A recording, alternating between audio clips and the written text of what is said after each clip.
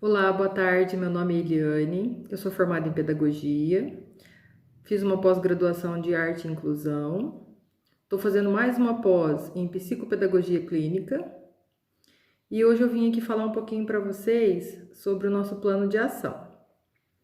Qual o objetivo principal desse nosso plano de ação? É buscar meios de observar os professores no processo de ensino e de aprendizagem, contribuindo também para a redução da evasão escolar. Assim como os objetivos específicos, realizar a observação em sala de aula de uma forma harmônica com o professor. Auxiliar o trabalho do docente através de levantamento de pontos positivos e de pontos que devemos ter mais atenção. E posteriormente, está passando para esse professor, numa hora atividade, o feedback de todas essas anotações. Propor, juntamente com a equipe gestora, meios para a diminuição dessa evasão escolar. Então, vamos lá, nós vamos falar um pouquinho sobre a observação da sala de aula. Para mim poder estar fazendo essa observação em sala de aula, eu preciso primeiro conversar com o professor, avisar ele que eu preciso fazer essa observação, marcar o dia, o horário, qual aula que eu vou entrar para fazer essas observações, que eu vou fazer anotações.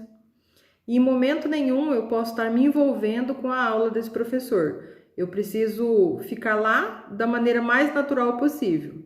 Eu chego na sala, me apresento para os alunos, falam que eu vou fazer as observações e começo a fazer as minhas observações a respeito da aula do professor.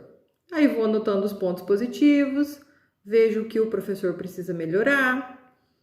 E depois dessas minhas observações, eu vou marcar com o professor novamente para eu poder estar conversando com ele, analisando com ele os pontos positivos e o que ele precisa melhorar posteriormente, né? Então, eu faço essa reunião com esse professor numa hora de atividade e faço esse feedback com ele. E antes também converso com os alunos, tem um momento só, meu e os alunos, saber como que eles acham do professor, como que ele tá, como que tá sendo as aulas dele, ver o que eles acham do professor, como que tá sendo a forma de ensinar, se eles estão compreendendo, se eles acham que tá na linguagem deles, né? Tudo isso eu tenho que observar. Daí eu faço as minhas anotações e posteriormente eu chamo o professor novamente para estar conversando com ele, para estar expondo o meu feedback, né, de tudo que eu analisei e vejo com ele os pontos positivos, os pontos que devemos melhorar e de qual maneira eu posso estar ajudando ele nesse processo. Bem, agora nós vamos falar um pouquinho sobre a frequência escolar. O que seria essa frequência escolar? Nada mais é que as faltas e as presenças, né? Então, é muito importante estarmos por dentro dessa frequência do aluno diária, através de um acompanhamento dos indicadores educacionais de frequência escolar, os RCOs, e mesmo de uma planilha, né, se for o caso necessário. E através dessa planilha, né, individual de cada turma, eu consigo estar entrando em contato com o responsável para saber o que aconteceu com esse aluno, né? É um contato mais assim, específico com cada turma e com cada aluno que eu sei que está tendo problemas com faltas. E eu posso estar entrando em contato pelo WhatsApp, mandando mensagem para o responsável, para saber qual o motivo dele estar faltando. Se ele está faltando por motivo de transporte, se ele está faltando por motivo de doença. E com isso eu consigo ter aquele contato mais íntimo com a família, né? Aquele contato diário com o responsável sobre esse adolescente, sobre essa criança. Porque nós precisamos saber identificar esses alunos que estão faltando, identificar eles e procurar um motivo por que esses alunos estão faltando, né? Para a gente tentar solucionar esse problema. Porque muitas vezes o pai e a mãe acham que o aluno está vindo para a escola e às vezes o aluno não está vindo. Ou às vezes o aluno, a família está passando por necessidade, esse aluno precisa trabalhar. Então, a gente precisa tentar identificar qual é o problema, né? Qual é o problema que esse aluno está faltando, para poder trazer ele próximo da gente, para a gente poder estar ajudando, né? Porque se a gente não souber o motivo, a gente não consegue ajudar, né? Então, a gente precisa estar olhando com esses olhos de carinho por esse aluno, né? E trazer ele para perto, né? Para saber o porquê que ele tá faltando tanto, chamar a família para conversar, né? Porque às vezes é algum problema financeiro, às vezes algum problema de rebeldia. Então a gente tem que estar trabalhando em cima disso, né? Tendo essa visão humana, né? De como é que está esse aluno. Bem, o nosso próximo tema agora é a aprendizagem.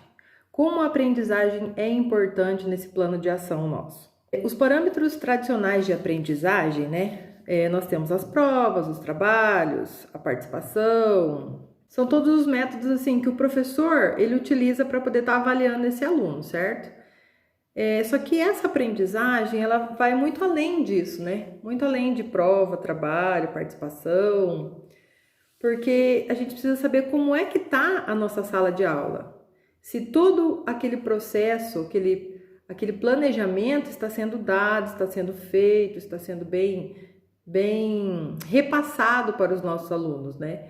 Porque não adianta nada. Quando a gente vê assim uma sala de aula que a maioria vai mal, então quer dizer, epa, alguma coisa tem, né? Algum problema tem. Então, aí com isso a gente tem também a sala de recursos, a escola fornece sala de recursos, sala de reforço. Então, essa aprendizagem, ela vai muito além só de provas e trabalhos, né? A gente tem que estar sempre acompanhando, tem que estar sempre dentro da atualidade, né? Procurando sites, procurando linguagens das nossas crianças, né? Dos nossos adolescentes. Porque se a gente ficar num patamar muito acima deles, numa linguagem muito... Então a gente não acompanha, eles não acompanham a gente. Então a gente precisa estar assim, com todo respeito, é claro, né? A gente não precisa falar palavrão, não precisa ser... A gente tem a nossa autoridade como professor, mas a gente tem que estar assim, próximos a eles, né? Não pode ter nem muito acima, nem muito abaixo. A gente tem que estar bem no nível deles, né? Assim, bem na proximidade com eles, porque... Quanto mais amigo do aluno a gente for, melhor né? Mais fácil a gente trabalhar com eles, né? A gente tem que montar estratégias, né? Essas estratégias, elas podem ser o quê? Podem ser feitos grupos dentro da sala de aula, porque às vezes o aluno ele não entende a linguagem do professor, mas ele sentado com outro aluno, o próprio aluno que está do seu lado, às vezes ele entendeu e passa de uma certa linguagem que o aluno que não entendeu acaba entendendo, né? Então, a gente tem que estar sempre de olho nisso, porque às vezes fala assim, mas vai fazer bagunça na sala. Não, isso não é bagunça. Isso se chama evolução da educação, né? Porque a gente tem que estar atualizando, né? A gente tem que estar atualizando os nossos processos, os nossos procedimentos, e a união faz a força, né? Então, a gente tem que procurar estratégias. É mais ou menos isso, então, que eu queria estar passando para vocês, né? Sobre esse nosso plano de ação, que são observação de sala de aula, a frequência escolar e a aprendizagem. Espero que eu tenha sido clara. Me desculpe pelo nervosismo e até mais. Tchau!